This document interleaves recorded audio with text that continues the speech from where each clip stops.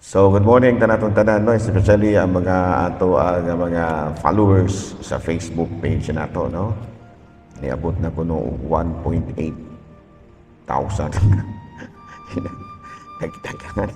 Dagdagan na, sir. Ano, salamat kayo ha, sa inyong pagsunod sa ato ang Facebook page. Of course, salamat kayo sa ako ang partner ni Edith. No, I would like to acknowledge Sister Camel Sormieda. No, siya mo yung nagpaluyo ni tanan, no? Siya mo ni suggest nga po niya akong buhaton. So of course, ako kay katabang, no? So karon sa may atong ebanghelyo, today we will call this gospel the invitation gospel. Invitation, ang pagdapit. Kita ba gidapit karon si San Mateo. Giingnan siya nga sunod ka na ako. Ayan, ano, so na siya. So diha tadapit mamalandong. No? Huna-hunaon nato nga si Kristo niingon nga mianhi ako alang sa mga makasasala ug dili alang sa mga matarong. No? Mga makasasala mo iyahang gidapit.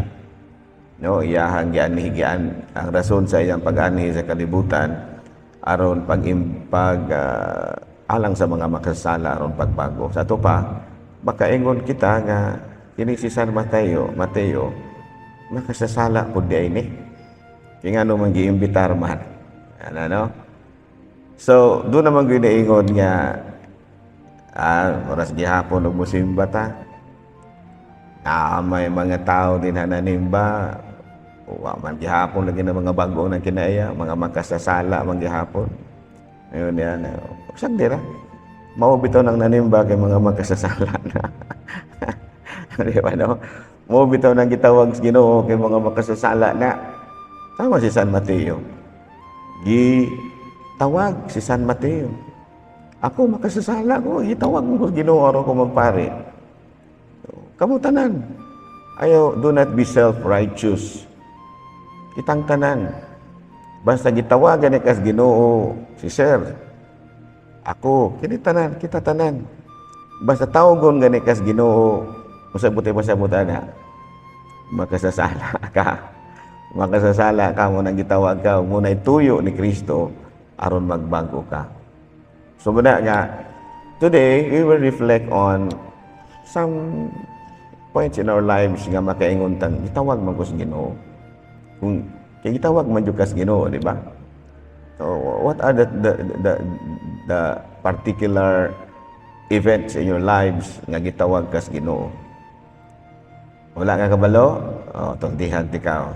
Diha mismo sa imong nahimutangan gitawag kas Ginoo. Diha sa imong pagkabalo. Wala na kay bana. Diha mismo sa imong pagkabalo huna-hunaa kung unsay tawag sa Ginoo kanimo. Wala ka na minyo, huna-hunaa kung unsang particular calling nga imong nadawat karon, isip usa ka tinawag sa Dios. Kay kitang tanan gitawag man kita. Ako, of course, naningkamot ako kung unsa gitawag Ginoo nako pero mura klaro-klaro na. Saman, sa ganito primerong ato yung kuan, sa ganito yung tawag ni Kristo, follow me.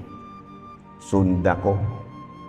Sa ato pa, diha mismo sa imong nahimutangan, sa imong pagkabalo, sa imong pagkawala na minyo, sa imong pagkamaestro, sa imong kanang unsa nang imong career in life, diha kagitawag ni Kristo, diha mismo sa imong kinabuhing gipuy-an karon. Kung inyong obserbaran diha sa atong ebanghelyo, si Kristo mitawag kang San Mateo. Sa man day trabaho ni San Mateo, kubrador sa buhis. Kumani ana, miipon siya sa mga kubrador sa buhis. Sa ato pa, si Kristo misulod sa kinabuhi sa mga kubrador sa buhis. No, wala niya dada ang mga kubrador sa buhis, mugawas mo din ha. Ayaw na mo pangobra, kinahanglan niya diri na mo. Wala. Anha mo din ha. Puy ininyo ang pagtulunan ni Kristo diha mismo sa inyong pagkakobrador sa buhis. And that is your calling. Muna'y imuhang tawag. Ako, puy-an ako, paningkamutan ako, nga kapuy-an ako sa akong kinabuhi ang bukasyon sa pagkapari nga mo'y gitawag ni Kristo kanako. Kamupod, mga kanang gitawag na to sa English og single blessed. Bang wala na minyo, wala pod na pari, wala pod na madre. Tagsaanon, pero balaanon. Single blessedness. O, kamo mga inahan, puy ininyo ang inyong tabang sa kinabuhing minyo. Sa kinabuhi nga imong gipuy-an karon. Klaro ba? So diha dapit ang pagtawag ni Kristo. Sama sa atong ebanghelyo, niingon siya kang San Mateo, sunod ka nako. Ug tuod man, gisunod si San Mateo kang Kristo, pero wala dadaan ni Kristo si Mateo gawas sa iyahang pagkakobrador sa buhis. In fact, iya paganing giimbitar ang uban nga mga kobrador sa buhis o miipon siya og kaon uban kanila. Jesus entered into the very context of their lives. So maupod ta. Sa ako na ginaingon, balo ka, single blessed ka, negosyante ka, bisag unsa ka. Bisag unsa ka nga klase sa paginabuhi. Gitawag ka si Kristo nga mamahimo iyang sumusunod diha mismo sa konteksto sa imong kinabuhi.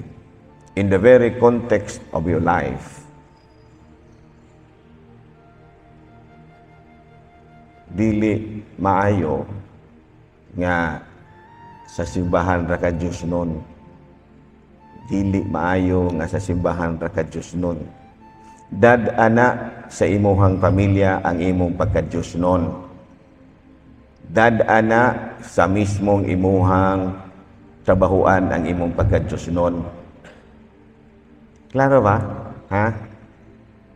Mo gina siya tinuod nga gitawag ni Kristo. Sharing in the mission of Christ. Sharing in the very mission of man, calling all other sinners. And just like you, help them to follow Jesus. Ito na nga mga renewal movements. Narapid gamay komentaryo. Naman, kung mag-recruit silang mga magong membro, ang ila pong imbitaron ka ng mga hinimbahon ng daan, uy, sayok maron. Maoy imbitara ng mga walay mga simba. Maoy seminaran ninyo ng mga walay simba kay munay misyon ni Kristo. Katuma puno og sige ng garosaryo kung naman puno pang rekruton. Sayop na mga renewal movements. Kaysa may gisulti ni Kristo, nianhi ako aron sa mga makasasala. Wala simba-simba ba? Uy, mga renewal movements, siguruhon mapun hinuon og recruit ni mga hinimbahon ng daan. Para na ako magsayop mo siguro na, sir. Sayop mo siguro na. Kung mang-recruit mo, mag-imbitar mo, kanang mga walay simba, kanang mga walay kasal, kanang mga walay kulukumpisal, kanang may mga sungayan, dinhaan natong mga igsuon, nga walay mga simba-simba, aron mo kupos ng kanang sungay ana, ug mamahimo na silang sumusunod ni Kristo. O nya, ayaw gawa sa simbahan. Ayaw himuha nga mo active na sa inyong organisasyon. Himuha nga mo active na sa simbahan. Nga naman, tungod kay ang simbahan mao ang lawas mistiko ni Kristo. Klaro? Ha? Klaro ba? Wala? Very good, no? So, wala nga sa atong pagpadayon ni Santos nga misa, mamalandong kitagmay. Especially nga karong adlaw, first Friday of the month. First Friday of the month. sa maron di ay ang paghimo nato sa pagdebosyon sa santos ug balaang kasing-kasing ni Hesus. Ug matuman lamang nato kini kung musunod kita kang Kristo. Kung ihalad nato ang atong kinabuhi ngadto kaniya. Kung gihimo nato tanan ang ato ang mga pagbag-o ug ang ato ang mga apostolado nga puno sa gugma. Gugma ang pinakasentro sa ato ang pagdebosyon sa Sacred Heart.